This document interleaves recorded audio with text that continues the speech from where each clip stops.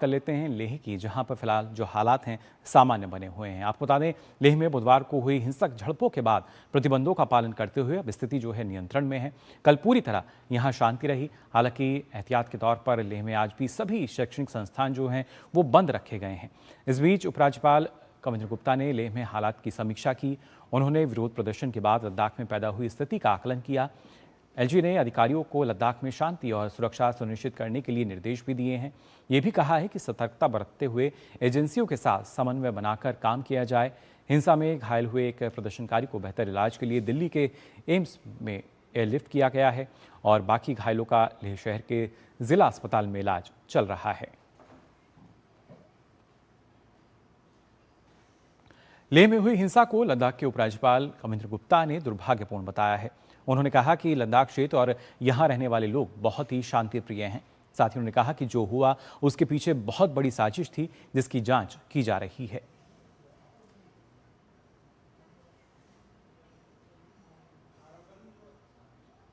लद्दाख में जो हुआ बड़ा अनफॉर्चुनेट है।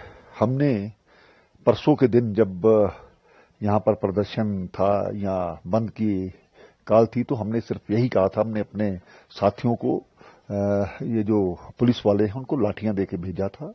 कोई इस प्रकार का माहौल नहीं था।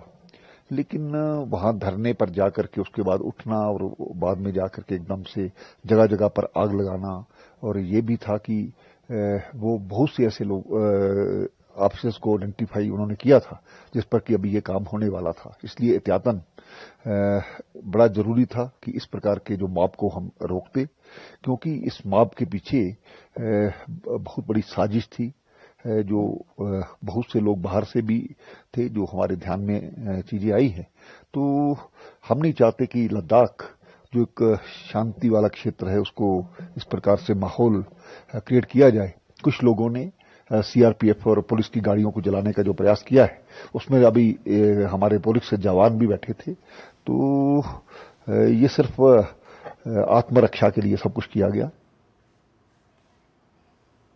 और ताज़ा हालात पर जानकारी के लिए हमारे साथ लेह से हमारे संवाददाता नीरज सिंह फिलहाल जुड़ चुके हैं। नीरज, जानना चाहेंगे आपसे ताज़ा हालात की अगर बात की जाए, ना सिर्फ हम लगातार बता रहे हैं अपने दर्शकों को भी कि जो अब जो स्थिति है वो सामान्य है, धीरे धीरे सामान्य हो रही है, जांच की जा रही है। मैं चाहूँगा अगर आप तस्वीरों के जरिए हमारे दर्शकों को भी दिखाएं फिलहाल किस तरह की स्थिति या जो तस्वीर आपके इर्द गिर्द नजर आ रही है वहाँ। देखिए, बिल्कुल अगर आप देखें कि लेह के हालातों की हम बात करें तो स्थिति धीरे धीरे सामान्य की ओर बढ़ रही है। हालांकि अभी भी कई सारे प्रतिबंध हैं, जो मार्केट हैं वो बंद हैं, लेकिन ज़रूरत की जो चीज़ों के जो सामान हैं वो मिल रहे हैं। मेडिकल स्टोर खुले हुए हैं, हॉस्पिटल खुले हुए हैं। ज़रूरत की जो चीज़ें लोगों तक पहुँचें उनका जो इंतजाम है वो एडमिनिस्ट्रेशन के द्वारा किया गया है। हालांकि जो हिंसा हुई बुधवार को, उसके बाद कई सारे नए तथ्य भी निकलकर सामने आए हैं, और जिसमें ये इशारा होता है कि इस हिंसा के पीछे बाहरी लोग शामिल थे। क्योंकि जिस तरीके से आप देखें कि नेपाल में जो अराजकता फैली, उसके बाद यहाँ पर भी जब हिंसा हुई थी बुधवार को, तो उसमें कुछ नेपाल के जो लोग हैं वो भी आइडेंटिफाई हुए हैं। जो एडमिनिस्ट्रेशन है उसका ये कहना है। डोडा से भी एक जो लिंक है वो निकलकर सामने आ रहा है। क्योंकि आप यहाँ पर देखें कि पिछले 10-15 दिनों से शांतिपूर्ण तरीके से जो आंदोलन है वो चल रहा था। किसी तरह की कोई अप्रिय घटना नहीं हुई थी, और केंद्र सरकार के साथ लगातार जो मांगे यहाँ के लोग उठा रहे थे, उन मांगों पर सकारात्मक रुख भी अपनाया जा रहा था। 6 अक्टूबर को बैठक होने वाली थी, लेकिन उस बैठक से पहले अचानक से ये हिंसा क्यों भड़की, और उसके बाद आपने देखा कि लेह में किस तरीके के हालात हो गए।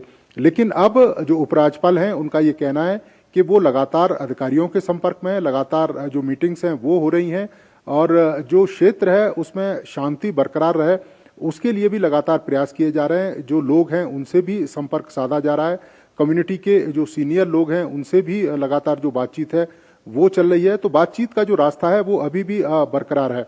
और उपराज्यपाल का ये कहना है कि आने वाले दिनों में जो जिन चीज़ों को लेकर लगातार यहाँ के लोग जो आंदोलन कर रहे थे उस पर सकारात्मक जो रुख है वो अपनाया जाएगा। लेकिन सबसे बड़ी चिंता इसी बात की है, हमने इससे पहले भी देखा था कि देश के अंदर कई बार जो विदेशी ताकतें भारत के लोकतंत्र को अस्थिर करने के लिए लगातार कोशिशें करती थी। टूल किट के माध्यम से हमने देखा था कि सोशल मीडिया पर किस तरह से मुहिम चलाई जाती थी। अब खासतौर से आप देखें कि सोनम वांगचुक उनके जो एनजीओ हैं उनके खिलाफ भी जो कार्रवाई है वो लगातार की जा रही है। सीबीआई पिछले 2 महीने से लगातार जांच कर रही है। वित्तीय अनियमितताओं के आरोप हैं। इसके अलावा स्वीडन से जो विदेशी चंदा लिया गया था, देश की संप्रभुता के लिए एक तरीके से सर्वे करने की जो बात है वो सोनम वांगचुक का एनजीओ कर रहा था। उस पर केंद्र सरकार की आपत्ति भी थी कि इस तरह लोकतंत्र संस्थाओं को कमजोर करने का जो प्रयास है वो बर्दाश्त नहीं किया जाएगा। तो जांच अपनी तरफ से लगातार चल रही है, लेकिन आने वाले समय में जो स्थिति है वो धीरे धीरे सामान्य होगी। हालांकि अभी भी कुछ प्रतिबंध जरूर लगे हुए हैं।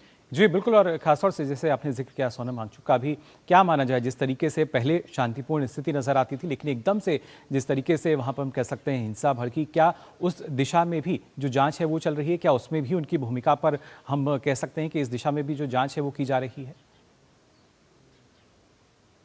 देखिए, बिल्कुल उनकी भूमिका संदिग्ध है, क्योंकि आप देखें इससे पहले उन्होंने तमाम जो सोशल साधन हैं लोगों को संबोधित करने के, वहां पर कई तरह की टिप्पणी की।